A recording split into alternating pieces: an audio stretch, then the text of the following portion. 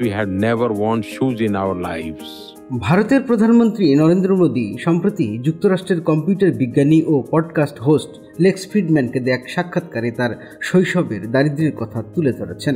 How would we even know that wearing shoes was a big deal? তিনি জানান, স্কুলে যাওয়ার সময় তার জুতা পর্যন্ত ছিল না। I have personally often experienced this. Narendra Modi গুজরাটের ভাদনগর নামক একটি ছোট্ট গ্রামে জন্মগ্রহণ করেন। তার পরিবার ছিল অত্যন্ত দরিদ্র। স্কুলে যাওয়ার সময় তার জুতা না থাকায় পায়ে ফোস্কা পড়ত। I don't know if everyone experiences this, but I certainly do. Modi জানান, একদিন তার চাচা তাকে জুতা ছাড়া স্কুলে যেতে দেখে অবাক হন। এরপর তিনি মোদীকে একটি সাদা ক্যানভাস জুতা কিনে দেন। মোদী বলেন, সাদা ক্যানভাস জুতা সহজেই ময়লা হতো, তাই তিনি সেগুলো পরিষ্কার রাখতে চুন দিয়ে রং করতেন, যাতে জুতোগুলো সাদা ও পরিষ্কার দেখায়। It became a long and disciplined journey for me. Modi তার শৈশবের এই অভিজ্ঞতা থেকে শিখেছেন যে পরিশ্রম অধ্যবসায় দিয়ে জীবনের প্রতিকূলতা অতিক্রম করা যায়।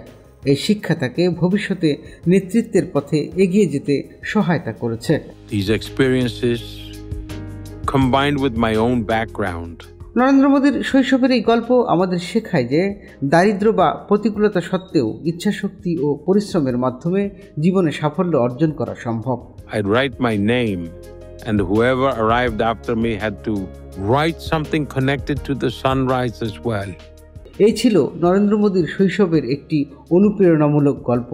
ভিডিওটি দেখার জন্য ধন্যবাদ। এ ধরনের আরও খবরের জন্য খবর সংযোগের সঙ্গে থাকুন। When someone constantly neglects their learning ability, Tutul Rahman, খবর সংযোগ।